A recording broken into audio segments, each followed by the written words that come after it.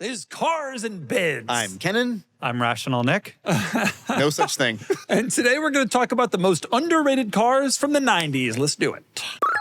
All right, most underrated 1990s cars. We all got a little list of a few. Yes. And they're Curious if there will be crossover. Of course. Not any crossovers, though. I thought about that, and I came to the conclusion that every 90s SUV has been discovered and is beloved or was bad. Well, honestly, this is hard as there's become a real appreciation of like supercars from the 1990s. Like the F50 used to kind of languish in the F40 shadow. Not no more. That car is very highly appreciated. 8 million. Even the EB110, which was very esoteric and weird, those are now very highly appreciated cars. So it's actually harder to do this, even from a supercar perspective. I had to think of Radwood, right? Radwood is where you go to discover like a little bit more slept on everyday 90s cars relative to the supercars because they've all gone. I, regardless of that, agree with you, but nonetheless have 2 supercars on my list. I have some supercars too. Okay. Okay. All right, Nick, why don't you start us off? Give us your most underrated 90s car. I'm going to cheat a little bit and go with most an 80s car. underrated 90s manufacturer, Steve Saleen. Oh, boy. We had the New Edge and Fox Body Saleen Mustangs, Okay. the Explorer XP8, the Windstar, and he was starting. There was a one-off concept for Tim Allen. Pretty rad. And let us not forget that Steve Allen was hard at work at this point with Ford, helping develop the Ford GT prototype. Steve Saleen. Okay. But the S7 doesn't count because it didn't come out of this era. No, right? it didn't. But that did. What was in this? What motor was in this? Probably the same 3.8 in the regular car. Do you know, Nick? Confidential. It's they have the hood up at a show. It's sufficient. 5-liter V8. Oh, that's a Toyota FTX. But the enthusiasts like you think that I think Saleen in general is a brand. That's when Saleen was the coolest, and I think like the XP8 that I had, I still think was like it literally won Radwood when I took it. And I think it's like a holy crap, I forgot about these. They're so cool. Same with the Mustangs. You can buy an S281 Saleen Mustang for like the teens. And like it is both stunning to look at. It's like going to get conversations everywhere you go. It's not fast. Mustang. But I think those are, you say, a modded New Edge. They have their own VIN plates. This topic is underrated. Those cars are rated. Like people I think they're rated. They're not subtle. I'll give you that. People know I think like you did help put this on our map, admittedly. I mean, you knew about it, but like we had one in our lives and all of that. But I think that I don't know that they're underrated. I mean, it wasn't a great car. Let's be honest. It was pretty bad. Like it was slow. And there's not a week that goes by that I don't lowball someone on Facebook Marketplace for an S281. Literally every week. Shout out to all my friends over there. I'm sure they love it. Is this still available? Yeah. Great. 10 grand. Wires ready. I agree with Kennan, though. I don't feel like they're that underrated. It's a New Edge. It's like an SN95 with a body kit and some wheels. For the same price as the normal one, pretty much. Pull up like that one. There you go. Get 10 grand for a real authentic Saleen S281 supercharged. But like and you get some flames. But in the license plate it says Mad Pony. Yes. Like these are cool. I'm not sure if they're underrated. I think like the Tommy Cobra headlight. Yeah, I think they're appreciated by the people who should appreciate them. And I think that's Kennan shade right there. Okay. I'm going to give you an underrated 90s car. All right, hit me. Even though it has become more appropriately rated recently, the Lamborghini Diablo, I feel, that was on my list. Underrated. Still underrated. I agree, and the market does seem to agree with you. They are rising pretty substantially in value, but I still think the Bullion. Oh, look at that! Well, this white one, like granted, it's an early rear-wheel drive one, which I actually like these cars quite a bit because I think the shape is. Look at that! Clean early. Clean and early. That is damn cool. And for $275, this sold for last year. I mean that's what a value. You know what's funny about these cars? Go to the side profile again about the design. The rear. It should have continued the angle, but they had to put a bumper. That's why so many people removed the bumper. A lot of people removed it, and then the GTR, like the race cars don't have it. Yeah. But I kind of like how it looks with the bumper, though. I have come to terms with it because that's what it is. But anyway, yes, I think Diablo is super underrated. Our friend Matt just got a Roadster, and I won't disclose what he paid for it, but underrated in terms of what the market It is shocking to me that two can be the start of a price at any of these cars. Agreed. His car, this car, a lot of these cars are in the twos. It is stunning. Even the 6.0s at 400, 500, I think is pretty low. Right. Considering just how damn special these cars It's are. still a lot of money, but I agree. They are, I mean, it looks crazy, has an amazing engine. They're actually surprisingly pleasant to drive, which I think is one of the great misconceptions about these cars. And I think that they combine everything a Lamborghini is supposed to be. And I think the second album is much harder, right? Following up on the Countach, which I consider to be the most seminal Lamborghini of this era. That car, then, I think, personally, maybe it's because I grew up with it, I just think that it's perfect. I enjoyed Ed's a lot, too, when I got to drive it. Like, even this one, which was, it's been in Japan, it's been modified, like, still drove really nice. They're awesome. They're awesome cars. They drive well, and the market just... It lives in a bit of an odd in-between space between my car and your car, where it's like not a Countach in terms of its looks, but it's not a Diablo in terms of its usability and its performance. But I just think they're cool as hell. And I think a real collection has all three. Right. So Countach, Diablo. Round belly Countach, Diablo SE30, and Nick's Exact Mercy, which will soon be for sale on Cars and Bids. Maybe. Okay, Kennan, give us an underrated. So along the line of supercars, one that immediately stood out in my mind thinking about this was the Jaguar XJ220. Yep, that is on my list as well. The XJ220 very much gets overshadowed because it was the fastest car in the world briefly for like a nanosecond, and then the McLaren F1 came out. But and also it was kind of maligned because it came with a V6 instead of a V12. Right. It wasn't exactly what people were expecting. Nonetheless, the car would do 217 miles an hour, which is insane in 1992. I mean, that's Do you know crazy. that the Jaguar XK120, when it first came out in the 50s, was the fastest car in the world, and it would do 120 miles an hour? And so they're like, XJ220.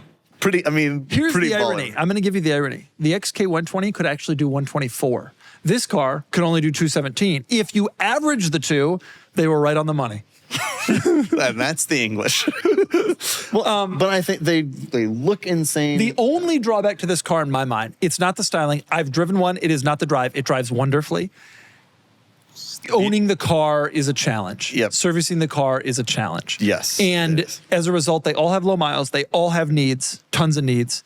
And people are afraid to use them in any capacity, and that has depressed their values. Even as we have watched EB110 rise, and as we have watched the F50 rise and other contemporaries, the XJ220 is still pushed down by this. And I think that is the one thing that keeps it from being like the most underrated 90s car. Do you think that if the Jaguar brand had more appreciation and wasn't currently on sabbatical skiing in Switzerland, that they would maybe the investment would go into saving these cars? Like, because Bugatti for a long time was honestly not that far off Lamborghini. They were kind of in financial straits. Until they got sold to the Volkswagen Group, they were kind of a BS brand, to be honest, with the exception of the pre-war cars, but those are a totally different breed. Then Bugatti became legitimate by building the Veyron, and then they had an interest in keeping the EB110. Jag did that. If Jaguar had interest in creating more supercars, they would need to do better to support this car. The reason that the Carrera GT, that the 918 has been so strong, and that there is so much interest in a next Porsche supercar is because Porsche has been very well known for supporting the 959 and the Carrera GT. But I don't think Jaguar has any interest in doing that. I don't think they care. Until the values may always remain. So they don't really care if values plunge. Like the people who bought these and own them, they're not Jag customers anyway. They don't care. You're always going to deal with that. But I think underrated is it's a good car. It just like has a couple things against it that people remember. So yeah, or think anyway. But that's the top. On the non-supercar front, I wrote down, and it hit me right away when I was doing this. I wrote down one that I think is important: the SW20 Toyota MR2 Turbo. Yep, I wrote down the same car. We both have the SW20 MR2 Turbo on our list. I always liked the SW20.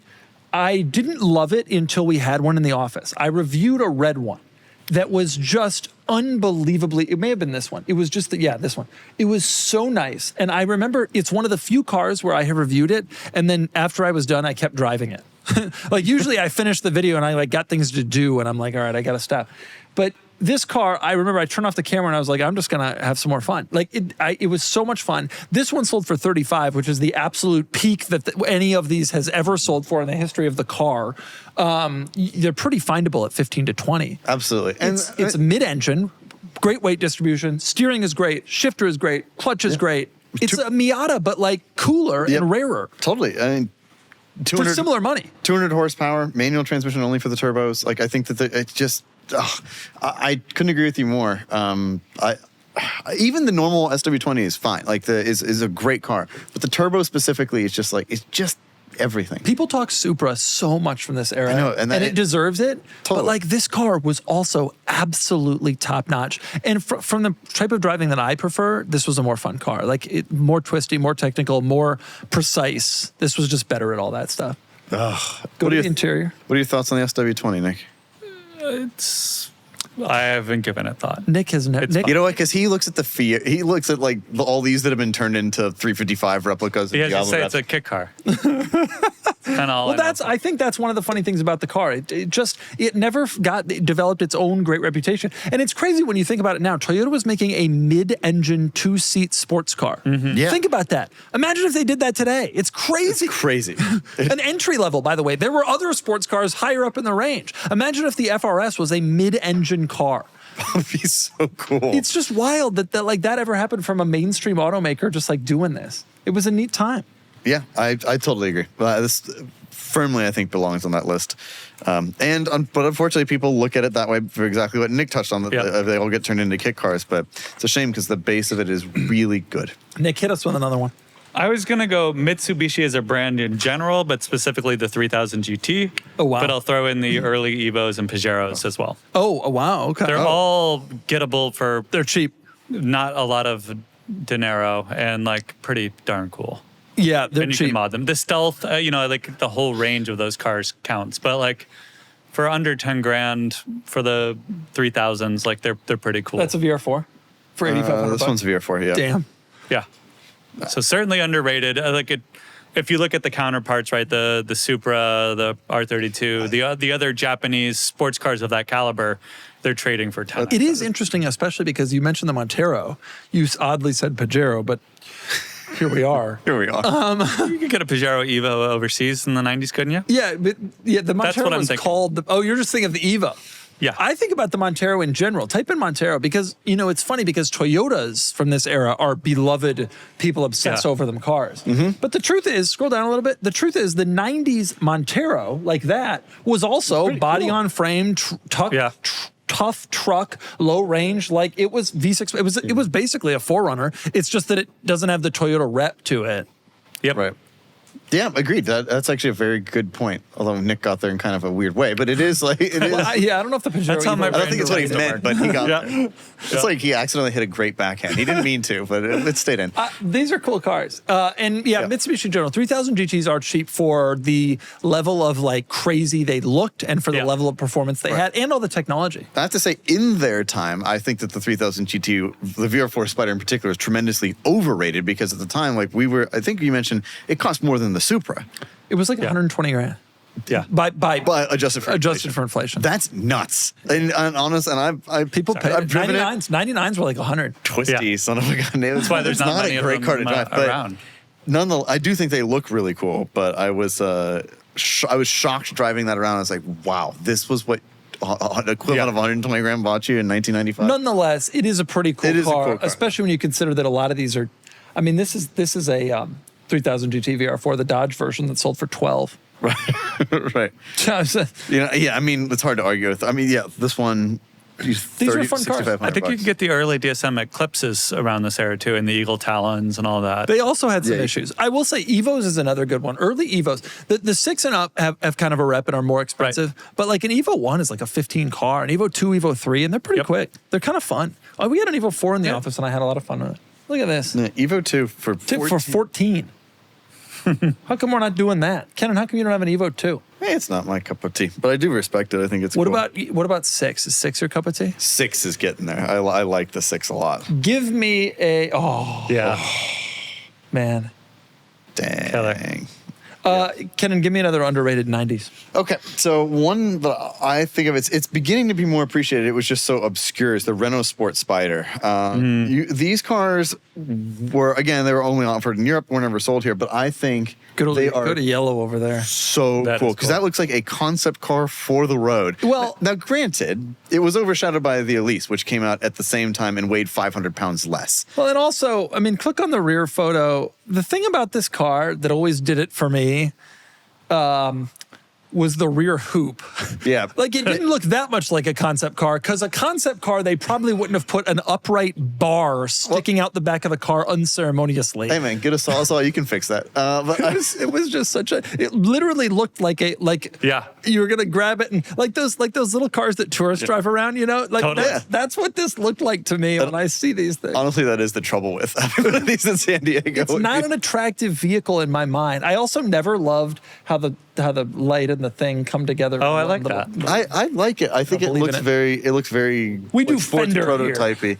But Did these have these butterfly doors? OE. yes, those are factory. What's the interior look like on this thing? Probably stripped out like basic. crazy. I mean, basic. What's the power? Makes the Elise look luxurious. Yeah, it does. I think these are. Remember, this is 148 horsepower. 150, that was but it another weighed problem. 2,050 pounds, and it's also pretty rare. They only built 1,700 of these cars, about Wow. 1,726. Yeah. So they're pretty rare versus the S1. At least they built 8,600 or so. That is underrated. It is a pretty special car. It is. And the values of these, like, I mean, this one sold for a lot because they just weren't that common. I mean, this one was bid to 30, and like, I've seen them around on like European websites for kind of that. Some of them got weirdly modded, and silver is bad. You want a color because half the Color car was make already it. gray, and so you wanted a color. Like, click on that side shot, like that. You can see like you wanted something to like distinguish, and yellow was the press color. I mean, this is the one to get. And it's just so French, So weird. so deeply French. But yeah, That is a pretty cool car. I should have bought that. I like those. Nick, Underrated. give us another underrated. I had the URS4. Really? 5-cylinder, you could put a big turbo on it, get crazy horsepower. You know this car? Type in S6 Avant. Yeah. Yeah, S4 and S6 were basically the same thing. But you got to look. It's The older older. ones. Keep scrolling. Yeah. Keep scrolling. That one. Click on that one. That's the one. I'm just an talking old about. school Audi guy. But yeah, you just mess with like the wastegate and a couple like bolt-ons, and you can get serious. You power drove my out of RS2 though, right? This is better. It had less power. It was bigger. We could mod it better. No, it was the same motor. It's but you- 2.2. Yeah. It was the 2.2 turbo 5. But this is like a $10,000 car. This, actually, If that. this has the V8. There were a few of these. Did you know they did a V8 No, in did Europe? not actually, Not in the no. States. In the Yeah. States, it was only the Turbo 5. But in Europe, the S6 was offered with the Turbo 5 or the V8. The Yeah. Turbo 5 is the better motor because you can mod them. And there are guys that get like 800 horsepower to their Turbo 5 Audis. Which Getting is a wild. 5-cylinder S4 Avant in the States for like pretty cheap money, I think is pretty. They are really underrated. cheap. I also think they look great. These Yeah, wheels, they've aged well. These wheels changed my life. Yeah. Well, I was a kid in Denver. This was the only performance car that you would see. Like, it was the only one you could get 4-wheel drive with. Right. So BMW. If you needed like a winter beater or just something like that, Yeah. like how cool would this be for And you know 10 what? grand? That RS2 taught me that 5-cylinder is reliable, which yeah. is why people get 800 horsepower and why some Right. of these cars show up at 250,000 miles. Everything else was unreliable. There was a lot of really cheap plastic in these cars. Yep. But it was a good car. But the heart of the engine itself, the block and stuff was reliable. Yeah, it's kind of a cool performance car. It is a very if you know car. Most people, even he, would see one and not take a second look It's at it. probably true. The wheels would be a hint, but I would just think it was like one of your Audi modding friends put Right, those on right, with some yeah, you wobble would- bolts and call it a day. Plus, those wheels. The main place where those wheels are is on Vannigan's. Oh yeah, yeah. That's what most people have done. Yeah, that's They're a good- cool. that's So a very that's my Nick other choice. slept on one. Yeah, Okay, I got another underrated 90s. You ready? I'm ready. Prowler. Oh, the Ooh, Prowler. interesting. They are I just consistent love the Prowler. in terms of their Well, value. again, I think that Click on that purple. they're 25 rated by the gets you people one who on. like them. I just, But do you want the one with the my view on this is just like, I get It's that it's a cool. boomer car. I get that they were all tips. I get that the steering wheel came from the Jeep Wrangler, et cetera. The Intrepid motor. The motor came from the Intrepid. The auto stick was from The seats. Eagle Vision. I get it, but go back to the exterior. Yeah. Like, I mean, in the world of regulations, the fact that this existed Yeah. as late as it did, they made these for like 03. The fact that it existed in this world is insane. To come up with a car this isn't a concept car. This was built. Boomers drive these to shows in Indiana. Yeah, look, I Got a Montana plate. Yeah. He's trying to dodge sales tax. what did this bid to Trying to save 35? $1,200 for assist. I actually agree with you. I've always liked the Prowler. I liked it, particularly with the ridiculous bumpers in place. Yeah. because they're hilarious. People remove the bumpers because it looks better, and it does look better, but it looks even more insane with the bumpers because the fact that that was a regulatory component and that they did 2 individual floating bumpers coming out from the body, I which kinda like itself 'em. was separate from the wheels. It's so crazy. I could see you, Nick, getting one of these with the V8 swap because there are like people do Yeah. conversions. I could see that. I mean, it's certainly there on my V8 shopping swap? list. Oh yeah, This actually looks like Montana, by the way. I does it take could it back actually be to Montana. I the don't know fella if who we've sold a V8 swap, there are one, but they V8 do swap exist. Prowlers. Once you have a successful business in Montana established, as some of us do, it's kind of hard not to use it, you know? It's kind of like the mail Is this apparatus. Hoovies? Yeah, this is Tyler's. Look at this. That's So tell me cool. that's not cool. And you This could is delete those insane. bumpers pretty easily. Yeah, but like But we were you just, gotta as we leave- were saying, but we as we were didn't say it saying, twice. the bumpers are cool. We think. Look at we this think. picture. Look at that. That's so wild. How in today's world of regs were they able to do this? You It's just so see the crazy. frame of that's what the oil coolers on the back. What the hell? Bizarre. Very bizarre. Yep. But it's so. I drove one. It was Look at not an that. inspired drive, but it is probably one of the coolest, like one of the most striking looking modern cars, period.